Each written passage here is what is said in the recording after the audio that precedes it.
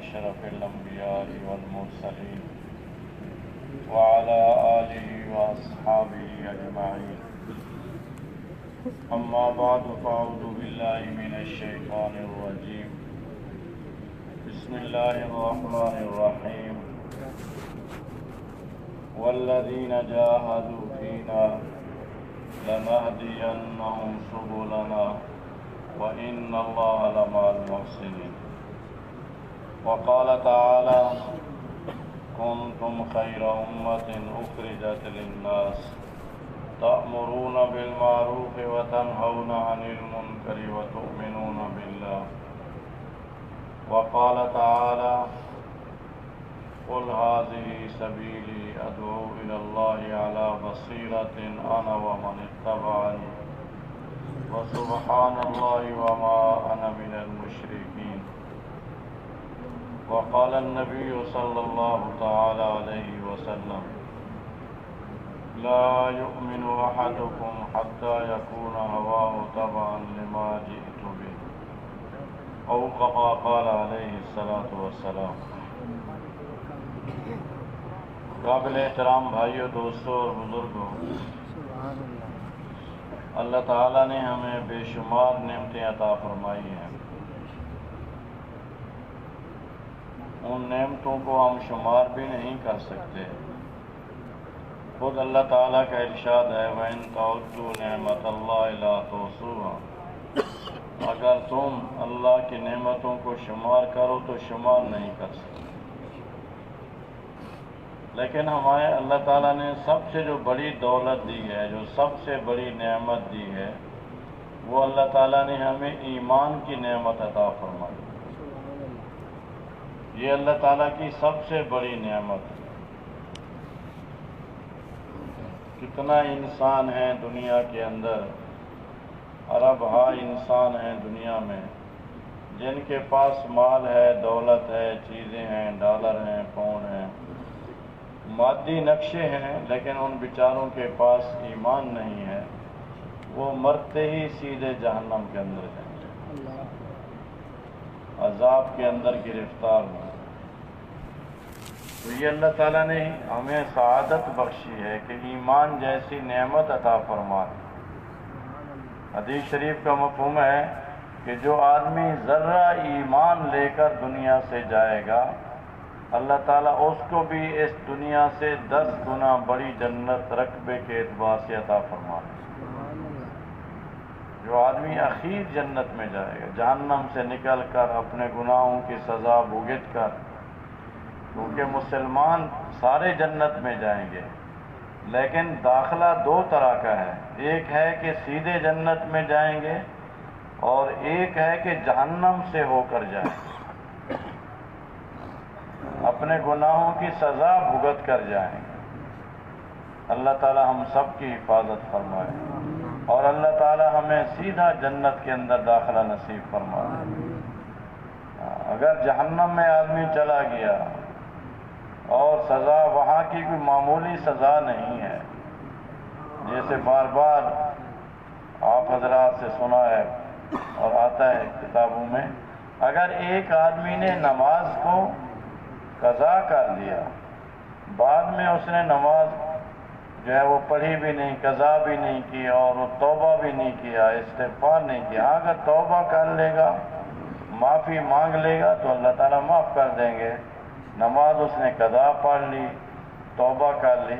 لیکن اگر ایک آدمی نے نماز کو چھوڑ دیا، پھر قضا بھی نہیں کی، توبہ بھی نہیں کی، تو 2,88,00,000 سال جہنم میں جلے گا. اب یہ 2,88,00,000 سال کہنا تو آسان ہے، اور پھر جہنم کے اندر، جہنم کی آگ، دنیا کی آگ نہیں. کہتے ہیں آدمی کو جہنم کی آگ سے نکالا جائے اور دنیا کی آگ میں ڈالا جائے تو آدمی کو نیند آ جائے گی. 69 حصے زیادہ تیز ہے اس دنیا کی آگ سے. اب اس دنیا کی آگ کو ہم کتنا برداشت کرتے ہیں، لیکن نفس شیطان ہمارے ساتھ ہے، وہ آدمی کو مطمئن کر دیتا ہے کہ کبھی نہ کبھی تو جہنم سے نکل کر جنت میں چلے ہی جائیں گے نا. جب یہ بات آتی ہے تو شیطان مطمئن کر دیتا ہے، کوئی بات نہیں، چلو سزا بھگت لیں گے۔ وہ ایک بزرگ کہتے ہیں کہ اگر سزا بھگت سکتے ہو، برداشت کرنے کی ہمت ہے، تو صرف 1 منٹ اپنے آنکھ کو چراغ کے اوپر رکھ دو، آنکھ کے اوپر 1 منٹ رکھ دو، دیکھو برداشت ہوتا ہے کہ نہیں ہوتا۔ اگر یہ برداشت کر لیں گے تو وہ بھی کر لیں گے۔ تو اللہ تعالی ہمیں بغیر حساب کے جنت کے اندر داخل فرمائے۔ تو یہ مسلمان جائیں گے سارے جنت میں، لیکن بعض مسلمان گناہوں کی سزا بھگتنے کے لیے ان کو جہنم میں ڈالا جائے، تو جو جہنم سے اخیر میں نکلے گا اس کو اللہ تعالیٰ اس دنیا سے 10 گنا بڑی جنت رقبے کے اعتبار سے عطا فرمائے۔ تو یہ ایمان ہمارے پاس بہت بڑا سرمایہ ہے، یہ بہت بڑی دولت ہے۔ شیطان کا آخری حربہ ہوتا ہے کہ یہ ایمان کی دولت سے محروم ہو کر جائے، وہ کوشش میں لگا رہتا ہے اور موت تک لگا رہتا ہے، ہر آدمی کے ساتھ لگا ہوا ہے کہ اس کے آخر میں اعمال بھی خراب کراتا ہے، لیکن اس کی کوشش ہے کہ یہ ایمان کے بغیر جائے، ایمان کے بغیر جائے۔ امام احمد بن حنبل رحمۃ اللہ علیہ، اتنا بڑے امام، لاکھوں آدمی اس کے جنازے پر، جن کے جنازے کو دیکھ کر 20,000 آدمی اسلام میں داخل ہوئے، لیکن وہ اتنا بڑے امام بھی موت کا وقت ہے فرما رہے ہیں کہ ابھی نہیں، ابھی نہیں، ابھی نہیں۔ جب افاقہ ہوا تو بیٹے نے پوچھا ابا جان کیا فرما رہے ہیں کہ ابھی نہیں ہے؟ فرمایا کہ شیطان کھڑا ہے اور کہہ رہا ہے اے احمد میرے ہاتھ سے نکل گیا، میرے چنگل سے بچ گیا، لیکن میں کہہ رہا ہوں کہ ابھی نہیں، ابھی نہیں، جب تک خاتمہ کامل ایمان پر نہیں ہو جاتا۔ تو اس لیے یہ ایمان ہمارے پاس بڑا سرمایہ ہے۔ ڈاکو جو ہوتا ہے وہ جیب کترا جو ہوتا ہے وہ نظر رکھتا ہے کہ اس کے پاس قیمتی چیز کہاں پر ہے، قیمتی مال اس کے پاس کہاں پر ہے، وہ اس کو لوٹتا ہے۔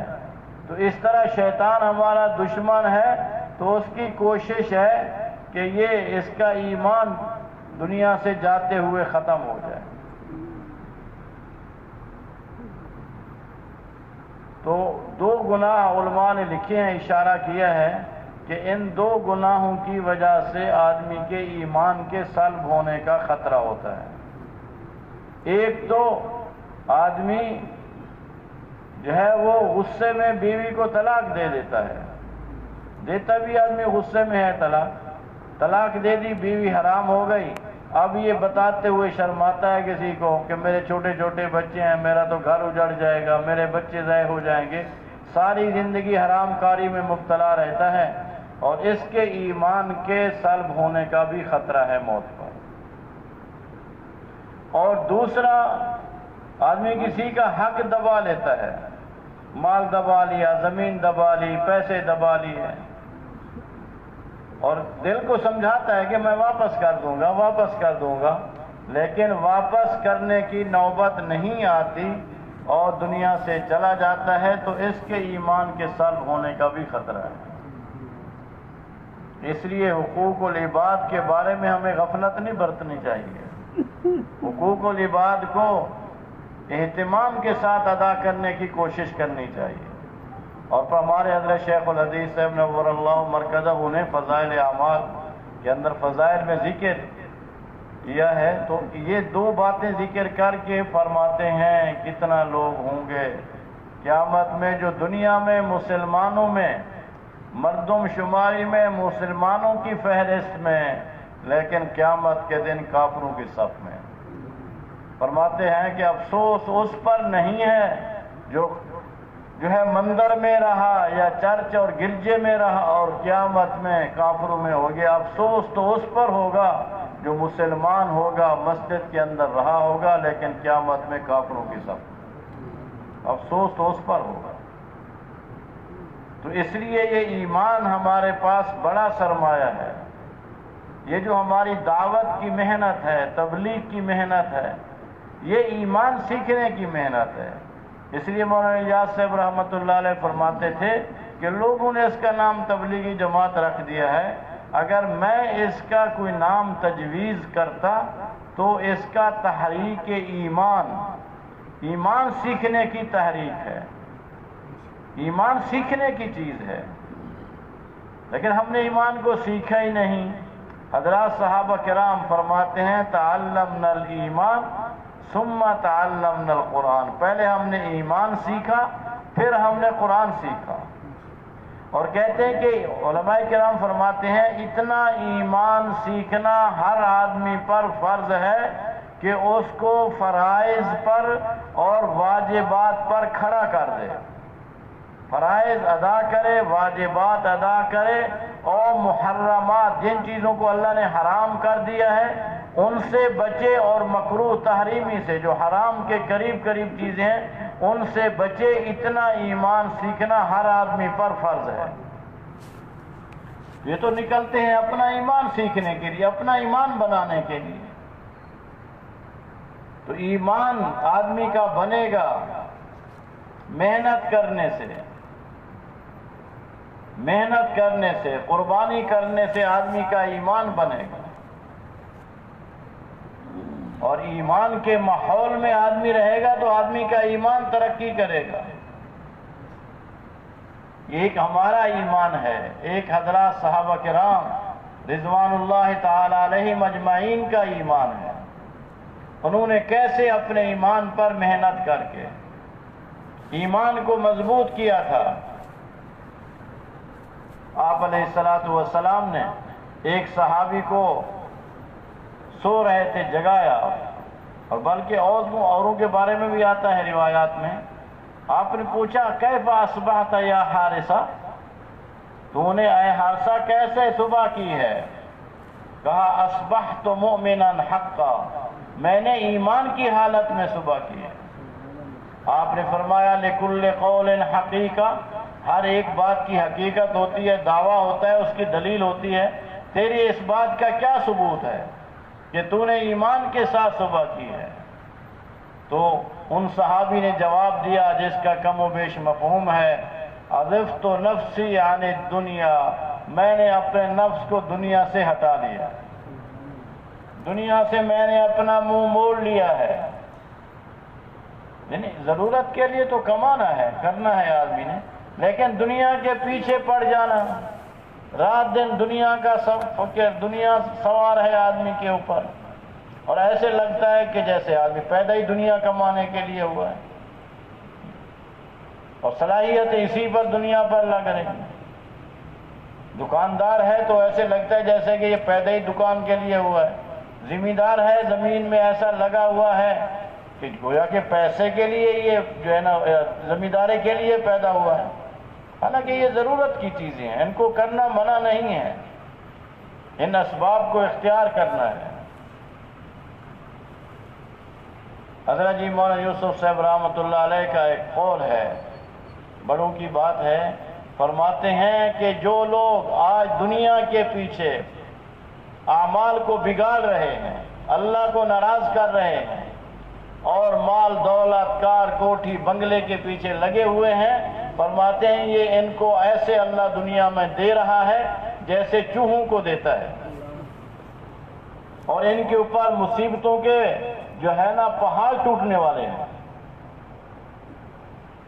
جیسے چوہے کو پکڑتے ہیں نا، کیا کرتے ہیں، وہ اس کو چوہے دانی کے اندر گوشت لگا دیتے ہیں، چپڑی ہوئی روٹی لگا دیتے ہیں۔ اب وہ چوہا آتا ہے، دیکھتا ہے کہ آج تو مزہ ہے کام، چوپڑی روٹی بھی ہے، گوشت بھی لگا ہوا ہے، کھاتا بھی ہے، دم بھی ہلاتا ہے، اور بڑا خوش ہوتا ہے، اور تھوڑی دیر میں پیچھے کھڑکی بند ہو جاتی ہے، وہ تو اس کو پکڑنے کے لیے تھی، کھڑکی بند ہو گئی، اب 14 طبق روشن ہو گئے اس کے، اب تو وہ بھاگتا ہے، اب کہاں بھاگے گا، دروازہ بند ہو گیا، اب صبح کو بچے آئیں گے، کوئی ادھر سے سلاخیں مارے گا لوہے کی، کوئی گرم پانی اس کے اوپر ڈالے گا، کوئی کچھ کرے گا، اب کس طرح مرے گا وہ؟ تو جو اللہ کو ناراض کر کے دنیا کما رہے ہیں، فرمایا ان کے اوپر مصیبتیں ٹوٹ رہی ہیں، ٹوٹیں گی ان کے اوپر. دنیا کمائیں، اللہ کو راضی کر کے کمائیں، حضور اکرم صلی اللہ علیہ وسلم کے سنت طریقے پر کمائیں. زکوٰۃ کے احکامات ہیں کہ مال کماؤ زکوٰۃ دو. حج کے احکامات ہیں، مال کے اوپر ہیں، عشر دو، صدقہ جو ہے کرو، خیرات کرو. تو صحابی نے کیا کہا؟ میں نے اپنے نفس کو دنیا سے ہٹا لیا ہے اور رات میری عبادت میں گزرتی ہے. رات کو میں جاگتا ہوں اللہ کی عبادت میں، اللہ سے مانگنے میں، اللہ کے سامنے گڑ گڑانے میں. اور میں جنت کا منظر میرے سامنے ہے. کانی رأیت اہل الجنہ یتزاورون، جنتیوں کو میں دیکھ رہا ہوں ایک دوسرے سے زیارتیں کر رہے ہیں، ملاقاتیں کر رہے ہیں، خوش ہیں. اور جہنمیوں کو دیکھ رہا ہوں اور ان کی چیخ و پکار ہے، کتوں کی طرح بھونک رہے ہیں. جہنم کا نقشہ بھی میرے سامنے ہے، جنت کا نقشہ بھی میرے سامنے ہے. کأنی رأیت عرش ربی بارزا، گویا کہ اللہ کا عرش میری آنکھوں کے سامنے ہے. تو آپ نے فرمایا عرفتا، تو نے ایمان کی حقیقت کو پا لیا ہے اور اس کے اوپر جمے رہو. یہ ایمان مطلوب ہے کہ آدمی کو ایسے ایمان کی کیفیت نصیب ہو جائے. عبداللہ بن حذافہ سہمی رضی اللہ تعالیٰ عنہ کی جماعت گرفتار ہو گئی. عیسائی بادشاہ زور لگا رہے ہیں کہ اسلام سے پھر جائیں، اسلام کو چھوڑ دیں. کہا کہ آدھی بادشاہ دوں گا، بیٹی کا نکاح دوں گا، جو اسلام کو چھوڑ دو. انہوں نے کہا بادشاہ کیا بات کر رہا ہے؟ اگر تو ساری بادشاہت دے دے، بیٹی کا نکاح دے دے، تو آنکھ کے جھپکنے کی دیر بھی میں اپنا ایمان چھوڑنے کے لیے تیار ہوں. پھر پہلے لالچ ہوتی ہے، دو طریقے ہوتے ہیں باتیں کے، لالچ دے کر یا پھر خوف زدہ کر کے. تو پھر دوسرا طریقہ اختیار کیا، پانی گرم کیا یا تیل گرم کیا، ایک صحابی کو اٹھایا اور اس کے اندر ڈال دیا اور وہ جل کر ختم ہو گئے. جان کی بازی لگا دی لیکن ایمان کو بچا گیا. دوسرے یا تیسرے نمبر پر اس امیر جو لشکر تھے ان کو بلایا. اب جب ان کو ڈالنے لگے تو رونے لگے. تو بادشاہ کو اطلاع دی، بادشاہ نے بلایا، شاید ڈر گیا ہے موت سے، موت سامنے ہے، گرم جو ہے پانی یا تیل کے اندر جانا پڑے گا، ختم ہو جائیں گے، ہڈیاں علیحدہ ہو جائیں گی، چمڑا جل جائے گا، گوشت جل جائے گا. تو بادشاہ نے کہا اب کیوں رو رہے ہو، ہماری پیشکش ویسے موجود ہے، آدھی بادشاہت لے لو اور لڑکی کا نکاح لے لو. بادشاہ سلامت، اس کے لیے نہیں رو رہا میں تو اس پہ رو رہا ہوں کہ آج ایک جان ہے جو اللہ کے نام پر قربان ہو جائے گی. میں تو یہ چاہتا تھا جتنے جسم پر بال ہیں اتنا میری جانیں ہوتی اور میں ایک ایک کر کے اللہ کے نام پر قربان کر دیتا. یہ ایمان ہے دوستو. آج ایمان کی پرواہ نہیں. تو اس بادشاہ نے چھوڑ دیا ان کو. تو ایمان بنانے کی ضرورت ہے، ایمان پر محنت کی ضرورت ہے. ایک ایمان ہے جو ہمارے پاس ہے، آمنت باللہ وملائکتہ وکتبہ ورسلہ والیوم الآخر. اس حساب سے ہم سارے مسلمان ہیں، ایمان ہیں. ایک ایمان وہ ہے جو قرآن نے ذکر کیا ہے، انما المؤمنون الذین اذا ذکر اللہ وجلت قلوبهم وَإِذَا تُلِيَتْ عَلَيْهِمْ آيَاتُهُ زَادَتْهُمْ إِيمَانًا وَعَلَىٰ رَبِّهِمْ يَتَوَكَّلُونَ. فرمایا ایمان والے وہ ہیں جب اللہ کا ذکر آتا ہے تو ان کے دل کانپ جاتے ہیں، ان کے دل دہل جاتے ہیں اور ان کے دلوں کے اندر خوف پیدا ہو جاتا ہے اور ان کا آیات پڑھی جاتی ہیں، ان کا ایمان زیادہ ہو جاتا ہے اور اللہ کی ذات پر بھروسہ کرتے ہیں وہ. تو اس لیے ایمان سیکھنے کی چیز ہے. اچھا، قرآن پاک میں اللہ تعالیٰ نے کتنے وعدے کیے ہیں ایمان پر. اللہ تعالیٰ فرماتے ہیں وَأَنْتُمُ الْأَعْلَوْنَ إِن كُنتُم مُؤْمِنِينَ، تم غالب رہو گے اگر ایمان والے ہو۔ یہاں اللہ غلبے کا وعدہ کرے اور مسلمان پستی کے اندر، اور فرمایا فَلِلَّهِ الْعِزَّةُ وَلِرَسُولِهِ وَلِلْمُؤْمِنِينَ، عزت اللہ کے لیے، اللہ کے رسول کے لیے، ایمان والوں کے، اور ایمان والے یہاں پریشانیوں کے اندر۔ اور ایک جگہ اللہ تعالیٰ فرماتے ہیں ان الذین آمنوا وعملوا الصالحات سیجعل لهم الرحمن ودا، ہم ایمان اور اعمال والوں کے آپس کے اندر محبت پیدا کر دیں گے۔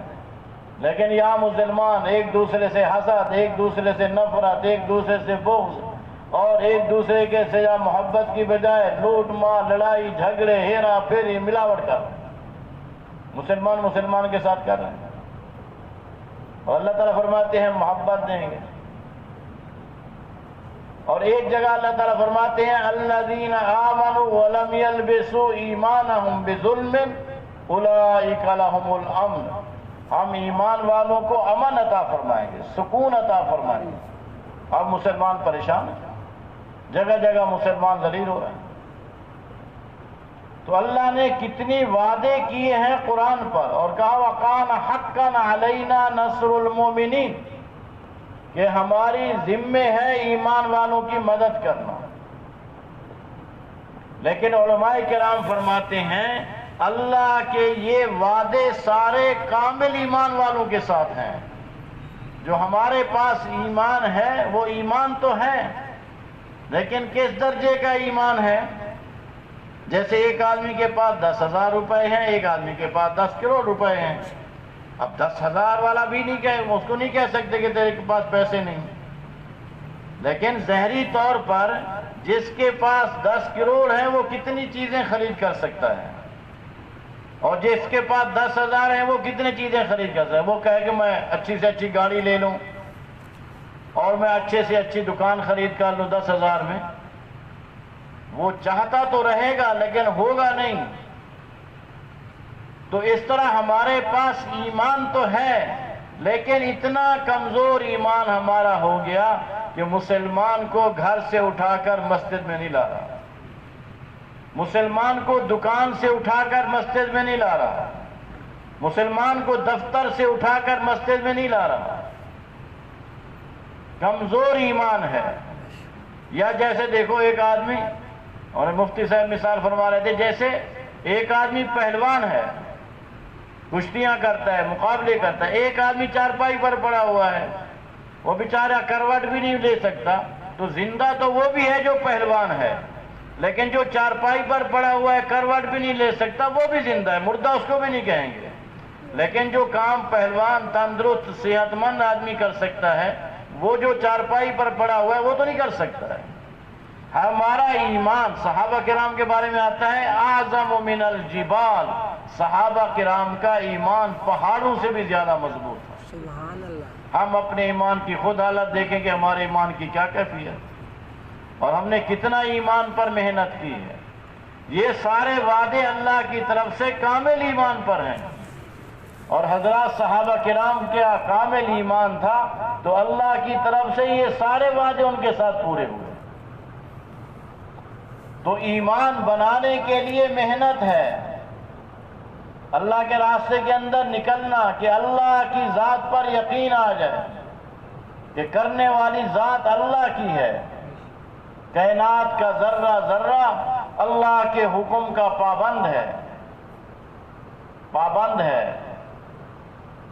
کوئی چیز اللہ کے حکم سے باہر نہیں ہے۔ تو ایمان آدمی کا بنے گا۔ ایمان پکا کون سا ہے؟ ایمان آدمی کا پکا کون سا ہے؟ اللہ تعالیٰ فرماتے ہیں انما المؤمنون الذین آمنوا باللہ ورسولہ ثم لم يرتابوا وجاہدوا باموالہم وانفسہم فی سبیل اللہ اولئک هم الصادقون۔ جو اللہ اور اللہ کے رسول پر ایمان لے آئے، پھر کوئی شک شبہ نہیں کیا، پھر اللہ کے راستے کے اندر جد و جہد کی اور کوشش کی، جہاد کیا، یہ لوگ اپنے ایمان کے اندر سچے ہیں۔ یہ لوگ ہیں جو یہ کام کرتے ہیں وہ ایمان میں سچے ہیں۔ اور دوسری جگہ فرمایا والذین آمنوا باللہ ورسولہ، وہ اللہ پر ایمان لے آئے، اللہ کے راستے میں اللہ کے رسول پر ایمان لے آئے، وجاہدوا فی سبیل اللہ باموالہم وانفسہم اولئک ھم المؤمنون حقا، اور اپنے جان مال کے ساتھ اللہ کے راستے میں جہاد کے لیے، دین کی محنت کے لیے نکلتے ہیں، یہ لوگ اپنے ایمان میں پکے ہیں۔ سچے بھی اللہ نے بتا دیے کہ ایمان والے کون ہیں، اور پکے بھی بتا دیے کہ ایمان والے کون ہیں۔ ایمان کی برکات سے ہم محروم ہیں جو ایمان پر اللہ کی طرف سے وعدے ہیں۔ تو اس لیے یہ ایمان اللہ نے ہمیں بہت بڑا سرمایہ دیا ہے کہ اللہ کی ذات و صفات پر ہمارا یقین آ جائے، کہ اللہ کی بڑائی، اللہ کی عظمت ہمارے دل میں آ جائے۔ ہمارے حضرت جی فرماتے تھے آج اللہ کی بڑائی، اللہ کی عظمت ہمارے دل میں کیوں نہیں آتی؟ اس لیے کہ ہم نے میں کا پجامہ پہنا ہوا ہے، میں فلاں ہوں، میں دکاندار ہوں، میں ڈاکٹر ہوں، میں وکیل ہوں، میں انجینئر ہوں، میں یہ کر رہا ہوں، یہ جو میں اندر گھسی ہوئی ہے نا، میں ذمہ دار ہوں اور میں فلاں ہوں، میں فلاں ہوں، جب تک یہ میں نہیں نکلے گی اندر سے اللہ دل میں نہیں آئے۔ اس لیے فرمایا، اللہ تعالیٰ فرماتے ہیں جس کا مفہوم ہے، صوفیہ کا قول ہے کہ اللہ تعالیٰ زمین آسمان میں نہیں سماتے، اللہ تو مومن کے دل میں سماتے ہیں۔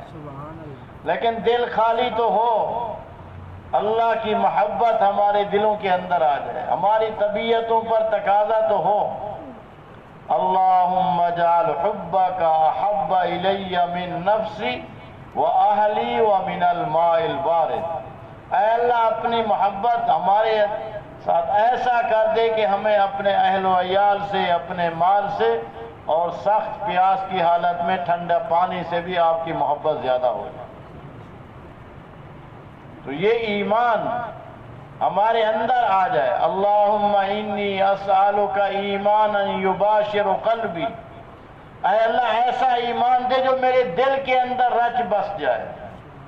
اللہم حبب الینا الایمان، اے اللہ ایمان کو ہمارے لیے محبوب چیز بنا دے، وزینہ فی قلوبنا، اور ہمارے دلوں کو مزین کر دے اس ایمان سے، وکرہ الینا الکفر والفسوق والعصیان، فرمایا کہ اے اللہ نفرت ڈال دے نافرمانی کی، گناہ کی، غلط چیزوں کی، اے اللہ ہمارے دلوں میں کراہت اور نفرت ڈال دے، اور ایمان سے ہمارے دلوں کو مزین کر دے۔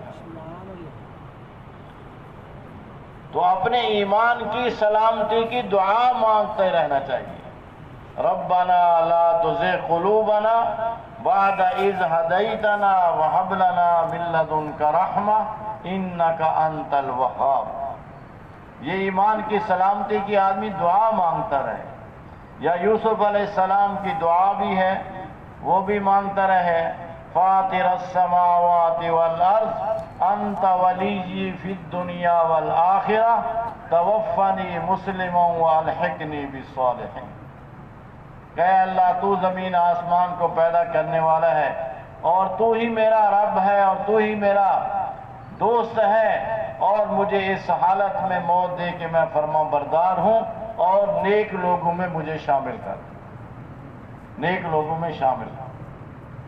تو یہ بڑا سرمایہ ہے۔ آدمی کے 10 لاکھ روپے ضائع ہو جائے کتنا پریشان ہوتا ہے، 20 لاکھ ضائع ہو جائے کتنا آدمی ضائع ہو جاتا ہے، لیکن ایمان کہیں آدمی کا ضائع نہ ہو جائے۔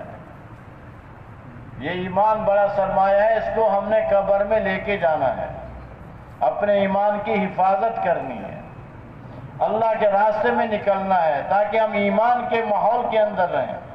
ایمان کے ماحول میں، مجلسوں میں، مسجدوں کا ماحول، دعوت کا ماحول، تعلیم کے حلقے، سیکھنے سکھانے کے حلقے، قرآن پاک کی تلاوت، ذکر، اذکار، دعائیں، یہ جب آدمی ایسے ماحول میں جاتا ہے تو اس ماحول کے آدمی کے اوپر اثرات پڑتے ہیں، کیونکہ جیسا ماحول آدمی کو ملتا ہے ویسے کرنا شروع کر دیتا ہے آدمی۔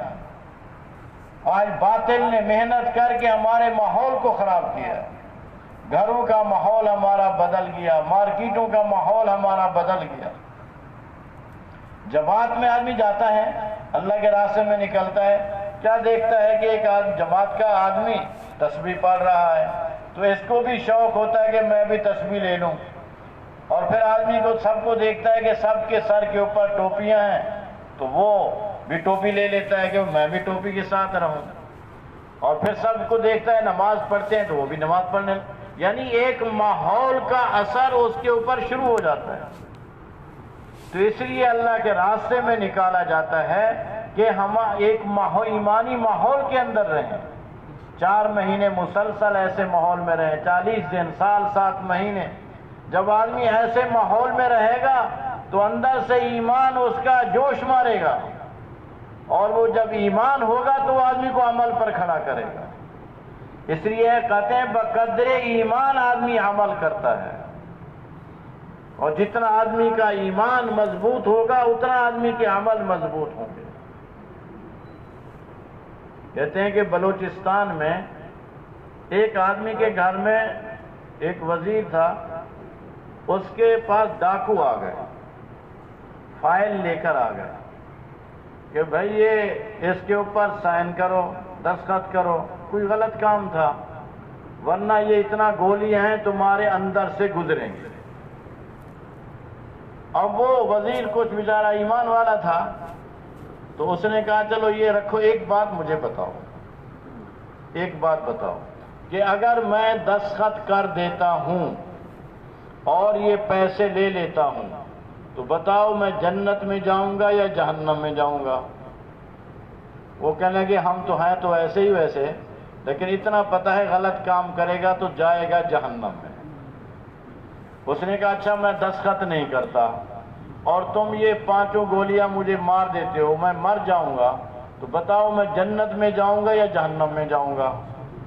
تو کہنے لگے ہم تو ہیں تو گئے گزرے، لیکن اتنا پتہ ہے تو حق پہ جو ہے نا مرے گا تو جنت میں جائے گا۔ اس نے کہا اگر تم مجھے مارتے ہو اور میں مر کے جنت میں جاتا ہوں تو میں مرنے کے لیے تیار ہوں، مجھے گولیاں مارو، اور میں یہ سائن نہیں کر سکتا۔ تو اپنا سا منہ بنا کر وہ بھی چلے گئے۔ تو یہ اندر کا ایمان ہے جو آدمی کو اعمال پر کھڑا کرے گا۔ وہ ایک جماعت کہتے ہیں ٹرین میں سفر کر رہی تھی، تو وہ ایک عورت آ کر بیٹھ گئی ساتھ، جماعت والا اٹھ گیا اس سے، پھر دوسری عورت آئی، وہ دوسرے جماعت، تو وہ بھی اٹھ گیا۔ تو وہ حیران ہو گئے کہ وہ لوگ تو پسند کرتے ہیں عورتوں کے ساتھ بیٹھیں، اور یہ، تو انہوں نے کہا تم کون لوگ ہو؟ تو انہوں نے کہا ہم مسلمان ہیں، پاکستان سے آئے ہیں۔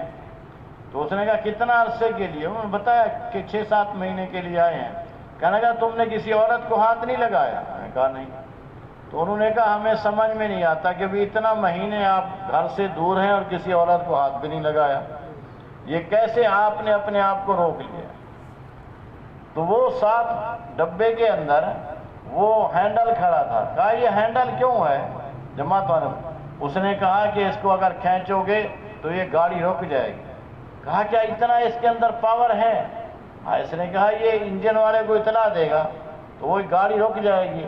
اس نے کہا جیسے یہ ہینڈل کھینچنے سے گاڑی رک جاتی ہے، مسلمان کے اندر جب ایمان کی طاقت ہوتی ہے تو وہ سال ہر سال بھی اپنے آپ کو گناہ سے بچا سکتا ہے۔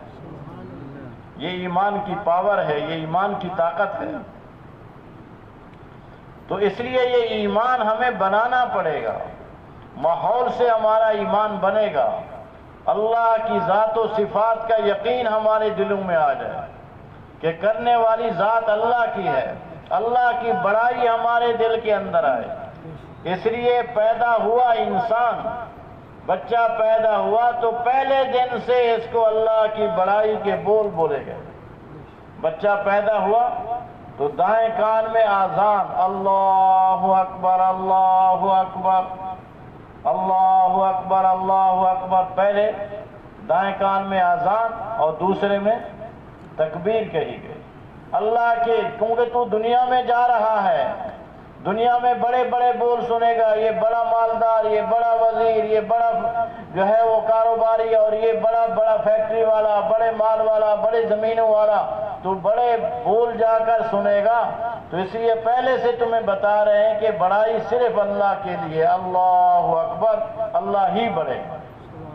وہ ایک ہمارے بزرگ تھے، کہتے تھے کہ اللہ اکبر کا ترجمہ بعض یہ بھی ہے کہ اللہ سب سے بڑے ہیں، اور کہتے تھے کہ اللہ اکبر کا ترجمہ ہے اللہ ہی بڑے ہیں اور کوئی بڑا ہے ہی نہیں، بڑائی صرف اللہ کے لیے ہے۔ اللہ کو عاجزی پسند ہے، انکساری پسند ہے، بڑائی اللہ کے لیے ہے۔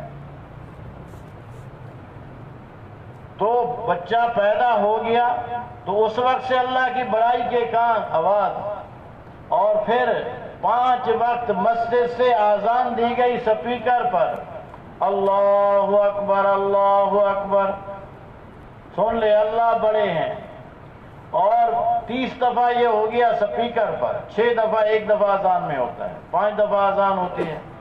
پھر تکبیر کے اندر اللہ اکبر اللہ اکبر، پھر نماز پڑھ رہے ہیں اللہ اکبر اللہ اکبر۔ کتنی دفعہ نماز میں؟ 4 دفعہ نماز میں غالباً 22 دفعہ اللہ اکبر کہتے ہیں۔ اللہ کی بڑائی کو بولو۔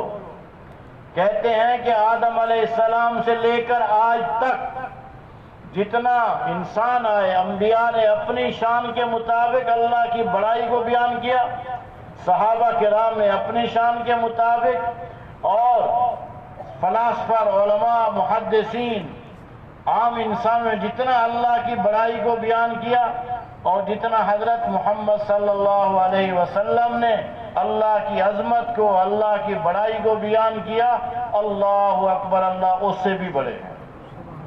اور جتنا قیامت تک اللہ کی بڑائی کے بول بولے جائیں وہ سارے ملا کر بھی اللہ اکبر اللہ اس سے بھی بڑے ہیں۔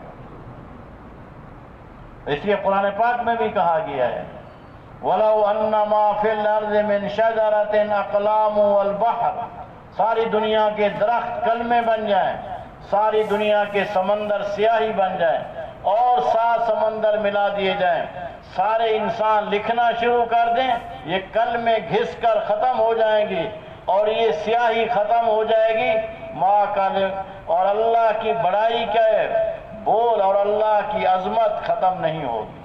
ما نفدت کلمات اللہ، اللہ کی، کیونکہ یہ ساری چیزیں متناہی ہیں اور اللہ کی ذات غیر متناہی ذات ہے۔ تو نماز کے اندر اللہ کی بڑائی کو بیان کیا گیا ہے، اور پھر عید کی نماز آتی ہے تو پھر اللہ اکبر، تکبیرات تشریق بھی ہوتی ہیں، اور پھر نماز کی پہلی رکعت میں 3 تکبیریں زیادہ، اور دوسری رکعت میں پھر 3 تکبیریں زیادہ۔ اور حج کے موقع پر گئے تو وَلَتُكَبِّرُوا اللَّهَ عَلَى مَا هَدَاكُمْ، اللہ کی بڑائی کو بیان کرو جیسے اللہ نے تمہیں ہدایت دی، وہاں اللہ کی بڑائی۔ اور پھر جانور کو ذبح کرتے ہیں، کیا کہتے ہیں؟ بسم اللہ اللہ اکبر، وہاں بھی اللہ کی بڑائی کے بول بولے جا رہے ہیں۔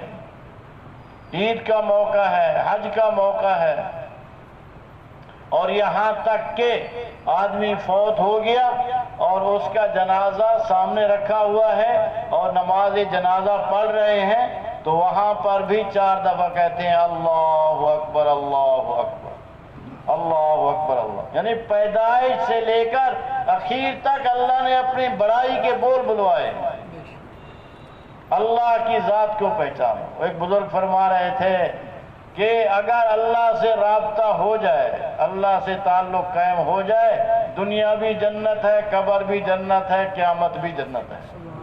اور اگر اللہ سے رابطہ نہیں ہوا، اوپر والے سے تعلق نہیں جوڑا، دنیا بھی جہنم، قبر بھی جہنم اور قیامت بھی جہنم ہے۔ اوپر والے سے رابطہ جوڑنا، اور اوپر والے سے اللہ سے رابطہ جوڑنا آسان ہے۔ حضرت محمد صلی اللہ علیہ وسلم کی پاکیزہ اور نورانی زندگی کو اللہ نے نمونہ بنایا ہے کہ بھی اس طرح زندگی گزار کر آؤ، جیسے میرے حبیب نے زندگی گزاری ہے ایسے زندگی گزارو۔ تو ہمارا کھانا پینا، اٹھنا بیٹھنا، شادی غمی، لین دین حضرت محمد صلی اللہ علیہ وسلم کے مبارک اور نورانی طریقے پر آ جائے۔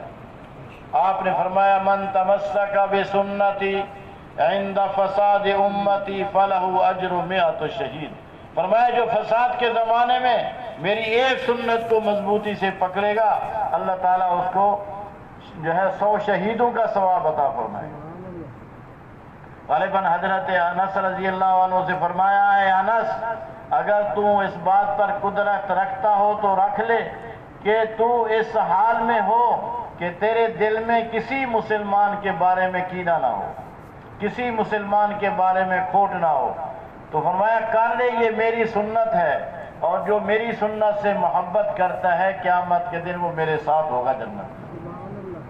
تو آپ کی سنتوں کو ہم زندہ کریں، ہر موقع کی سنتیں ہیں، علماء کرام سے پوچھیں کہ بھی کھانے کی کیا سنتیں ہیں، لباس کی کیا سنتیں ہیں، مکان بنانے کا کیا طریقہ ہے، شادی غمی کرنے کا کیا طریقہ ہے۔ آپ نے ساری زندگی کھول کر بتائی ہے کہ بھی کیا کرنا ہے، مرنے کے بعد کے حالات کیا ہیں۔ آپ نے ایک ایک چیز کو کھول کر بتا دیا ہے تاکہ کوئی یہ نہ کہے کہ ہمیں تو پتہ نہیں تھا۔ چیز واضح ہے، دین واضح ہے، علماء کرام کو اللہ تعالیٰ جزائے خیر دے، سب چیزوں کو محفوظ کر کے رکھا ہوا ہے۔ یہ ہماری کمزوری ہے کہ ہم معلوم کرنے کی کوشش ہی نہیں کرتے اور ان کے پاس جاتے نہیں، معلوم ہی نہیں کرتے، حالانکہ دین آسان ہے۔ ہم جو پریشان ہیں، جیسے وہ مفتی صاحب مثال دے رہے تھے، راستہ سڑک بن رہی ہوتی ہے تو وہ ایک کچا راستہ ہوتا ہے، اب وہ اس کے اندر دھکے بھی لگتے ہیں، گاڑی بھی کبھی نقصان ہو جاتا ہے بعض دفعہ، اور آدمی بھی پریشان، ڈرائیور بھی پریشان ہوتا ہے، لیکن جب وہ سڑک بن جاتی ہے تو پھر آدمی گاڑی کو دوڑا رہا ہے، کوئی 120 کی رفتار پر، کوئی 130 کی رفتار پر۔ تو فرماتے تھے یہ ہم کچے راستے پہ چل رہے ہیں۔ حضرت محمد صلی اللہ علیہ وسلم کا راستہ ایسا ہے جیسے بڑی شاہراہ ہے، اس میں چلنا آسان ہے، الدین و یسر، دین تو آسان ہے، ہم نے خود مشکلات والے راستے اختیار کیے ہوئے ہیں، پریشانی اور مصیبتوں والے راستے ہم نے خود اختیار کیے ہوئے ہیں۔ سنت طریقے پہ آ جائیں، سکون ہی سکون ہے، اطمینان ہی اطمینان ہے، کامیابی کامیابی ہے۔ تو اپنی زندگیوں کو سنت پر لائیں اور نمازوں کا اہتمام کریں، نمازوں کا اہتمام کریں۔ دیکھو اللہ کے پاس آپ علیہ السلام معراج پر تشریف لے گئے تو اللہ تعالیٰ نے 50 نمازیں فرض کر دی، 50 نمازیں، لیکن بھی 50، اچھا آپ 5 نہیں پڑھ رہے، ہم تو اگر 50 فرض ہوتی تو کتنا پڑھتے ہیں؟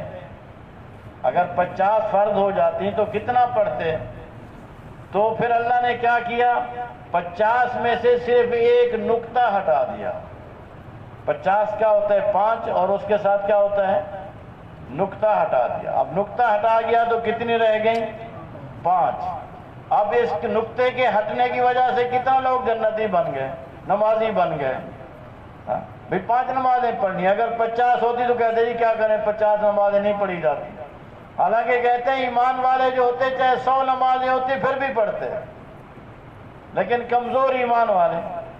لیکن اللہ نے فرمایا میرے حبیب میں نے آپ کی وجہ سے 50 کی بجائے 5 کر دی ہیں، نقطہ ہٹا دیا ہے، لیکن جب میرے پاس آئیں گی یہ نمازیں ان کی 5، میں پھر نقطہ لگا دوں گا ساتھ، میں ان کو ثواب 50 ہی کا دوں گا۔ اب دیکھو نقطہ لگ گیا تو ہمارا کام پھر بن گیا، ہٹ گیا تو وہاں کام بن گیا تھا، اب لگ گیا تو پھر ہمارا کام بن گیا۔ اللہ تعالیٰ 5 نمازوں پر 50 کا اجر عطا فرمائے۔ تو اس لیے بھائی نمازوں کا ماحول بنائے، ہمارے گھروں کے اندر کوئی بھی نمازی نہ ہو، اور ہمارے مارکیٹوں میں، ہمارے محلوں میں کوئی بھی نمازی نہ ہو۔ 100% مسلمان مرد نماز پڑھنے والے ہوں، عورتیں نماز پڑھنے والے ہوں۔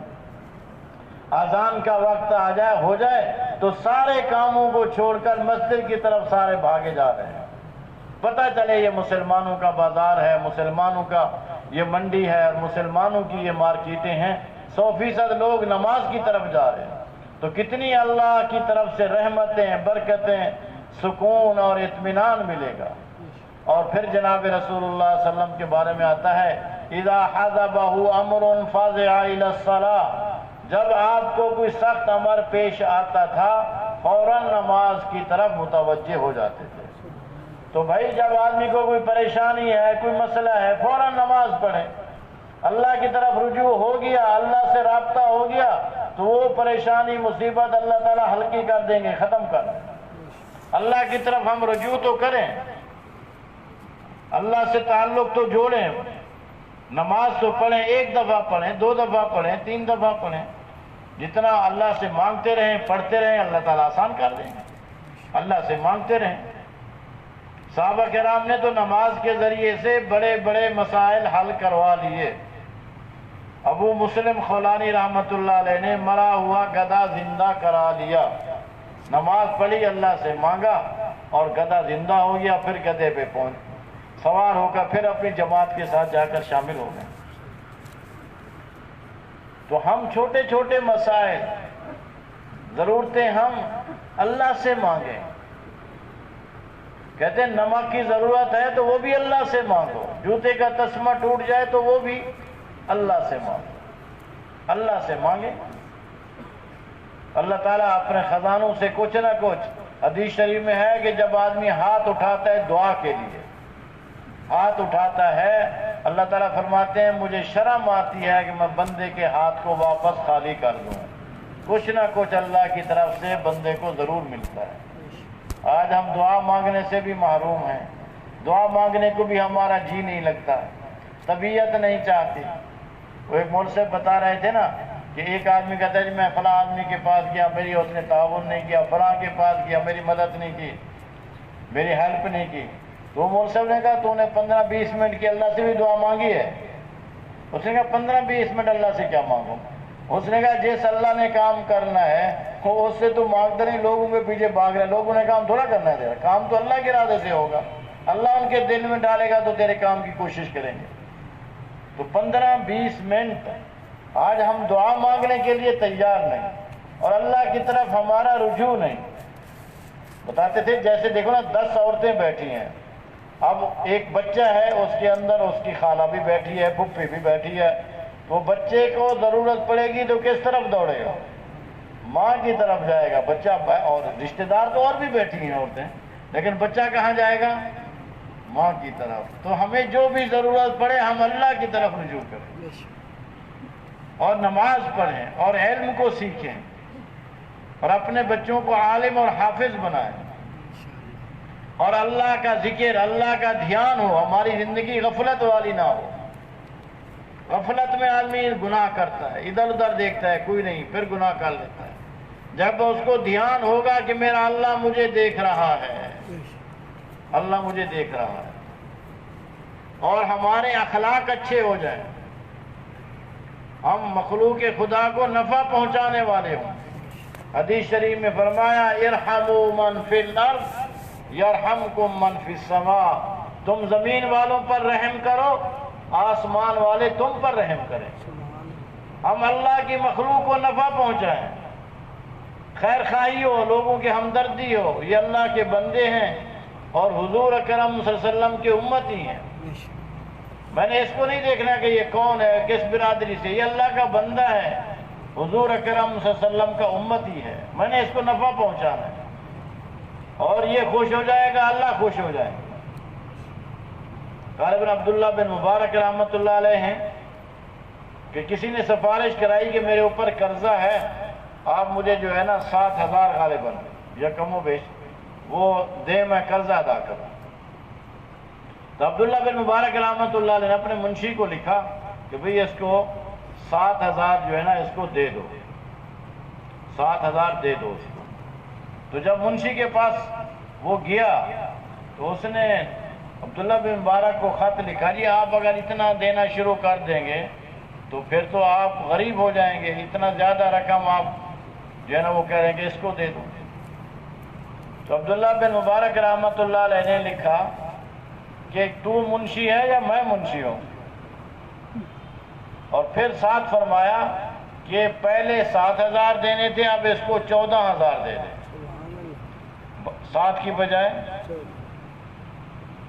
تو منشی نے دے دیے، پھر پوچھا بعد میں کہ آپ نے 14 کیوں کر دیے؟